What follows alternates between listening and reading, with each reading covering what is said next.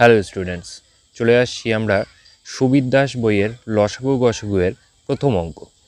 লসাগু গসাগুয়ের এই অঙ্কটা ভগ্নাংশের লসাগু গসাগু জানতে চেয়েছে। ভগ্নাংশের লসাগু গসাগু করতে গেলে জানতে হবে ভগ্নাংশের গসাগু করা মানে হলো, গসাগু মানে হলো উপরের যে সংখ্যাগুলো থাকবে তাদের গসাগু গসাগু বাই নিচের যে সংখ্যাগুলো থাকবে তাদের লসাগু লসাগু।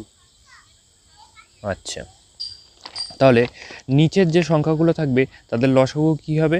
তাদের 3, 3, 7 এবং 5-এর লসাগু, 3, 7 এবং 5-এর লসাগু। আচ্ছা, যেসব সংখ্যাগুলো লসাগু করা হয় সেই লসাগুকে সেই সংখ্যাগুলো দ্বারা, প্রতিটা সংখ্যাগুলো দ্বারা পুরোপুরিভাবে ভাগ করা যায়।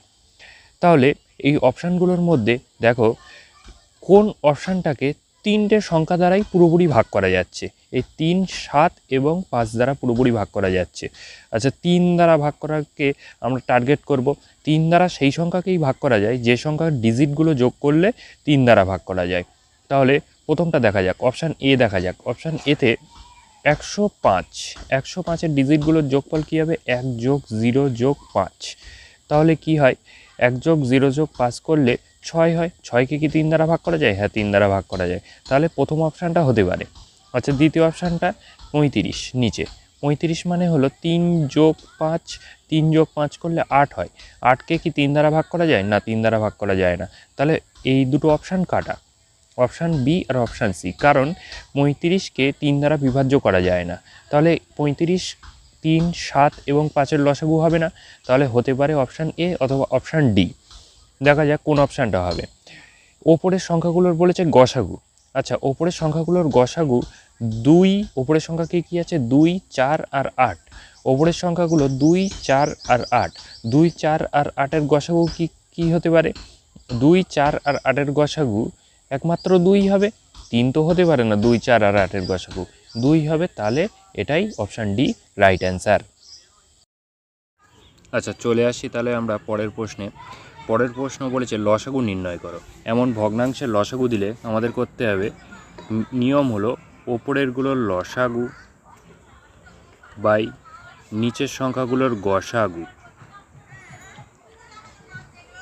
আচ্ছা, তাহলে 5, 8 আর 11-র লসাগু আর 2, 9 আর 14-র গসাগু। এমন ছোটোবেলার নিয়ম অনুযায়ী লসাগু গসাগু করার মতো সময় নেই, আমাদের প্রতিটা অঙ্ক কয়েক সেকেন্ডের মধ্যেই সলভ করে ফেলতে হবে। তাহলে কীভাবে করতে হবে?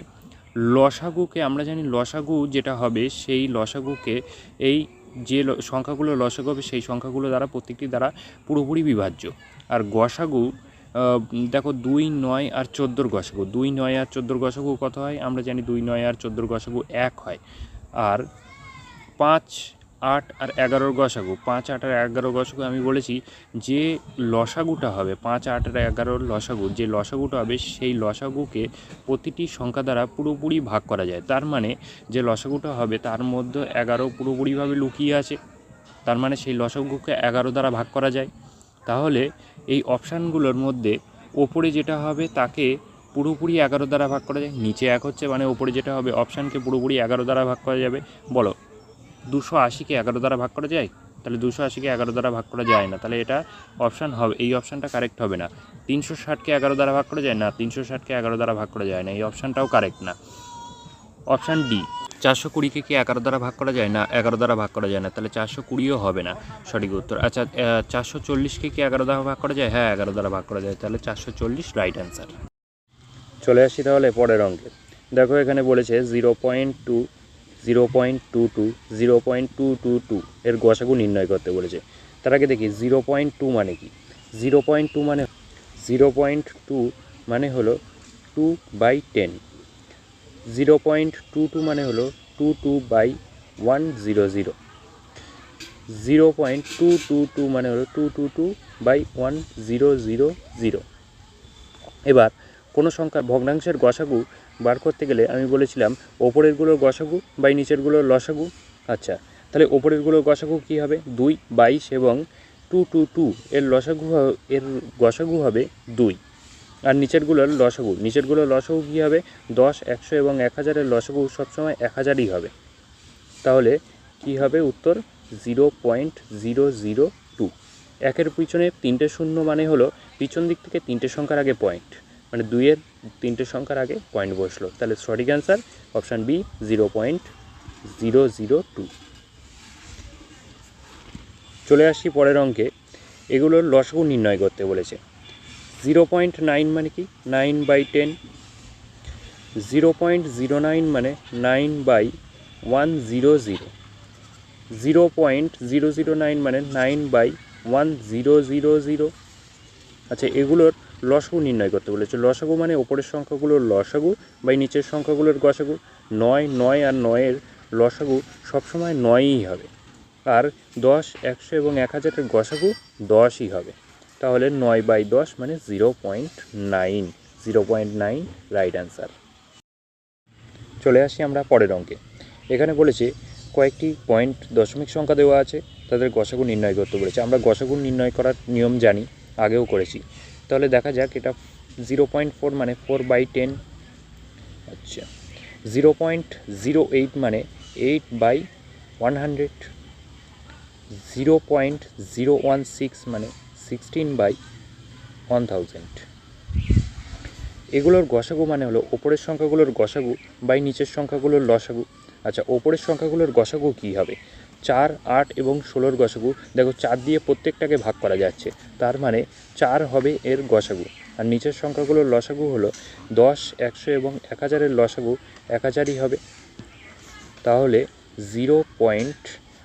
নিচে একের পিছনে 3টে শূন্য, মানে পিছন দিক থেকে 3টে সংখ্যার আগে পয়েন্ট। 4 একটা সংখ্যা, 0 দুটো সংখ্যা, 0 আর একটা সংখ্যা। তাহলে 3টে সংখ্যা হলো 0.004। 0.004 এর right answer, option D right answer. চলে আসি পরের অঙ্কে। পরের অঙ্ক বলেছে এক্স ওয়াই এর গসাগু জেড হলে x/z ও y/z-এর গসাগু কত? আমরা জানি ভগ্নাংশের গসাগু নির্ণয় করা মানে ওপরেরগুলোর গসাগু বাই নিচেরগুলোর লসাগু। ওপরেরগুলোর গসাগু কী হবে? ওপরেরগুলোর গসাগু মানে হলো এক্স এবং ওয়াই এর গসাগু। আর নিচের সংখ্যা জেড এবং জেডের লসাগু। আচ্ছা, এক্স এবং ওয়াই এর গসাগু কত হবে? এক্স এবং ওয়াই এর গসাগু এখানে বলা আছে এক্স এবং ওয়াই এর গসাগু জেড, মানে জেডই বসানো হবে। আচ্ছা, নিচে জেড এবং জেডের লসাগু জেডই হয়। জেড যদি কেটে যায় তাহলে 1 হলো। 1 রাইট অ্যান্সার, অপশান সি। চলে আসছি তাহলে পরের অঙ্কে। পরের অঙ্কটা করার আগে আমাদের একটা নিয়ম জানতে হবে যে দুটি সংখ্যার গুণফল লসাগু ইন্টু গসাগু করলে গসাগু সমান দুটি সংখ্যার গুণফল, মানে সংখ্যা দুটির গুণফল। মানে দুটো সংখ্যা যদি গুণ করা হয়, গুণ করলে তাদের লসাগু এবং গসাগু গুণ করলে যেটা হবে সেটাই পাওয়া যাবে। চলে আসছি অঙ্কে। কি বলেছে? দুটি সংখ্যার লসাগু 60 এবং গুণফল 240 হলে গসাগু যাচ্ছে যে আমাদের গসাগু বার করতে হলে এই দুটো সংখ্যার গুণফলকে লসাগু দিয়ে ভাগ করলেই হয়ে যাবে। দুটো সংখ্যার গুণফল কত? 240। আচ্ছা, লসাগু দিয়ে যদি আমি ভাগ করি, 60 দিয়ে ভাগ, 4, 6, 24, তার মানে হলো 4 অ্যান্সার হবে। 4 রাইট অ্যান্সার। একইভাবে পরের অঙ্কটা করব। এখানে বলেছে দুটি সংখ্যার গসাগু 3 এবং গুণফল 81 হলে লসাগু কত? তাহলে লসাগু সমান দুটো সংখ্যার গুণফল ওপরে হবে। দুটো সংখ্যার গুণফল কত বলেছে? 81, তার মানে 81 ওপরে হবে। আর নিচে হলো গসাগু মানে 3 হবে। 3, 27, 81 হয়। 27 রাইট অ্যান্সার।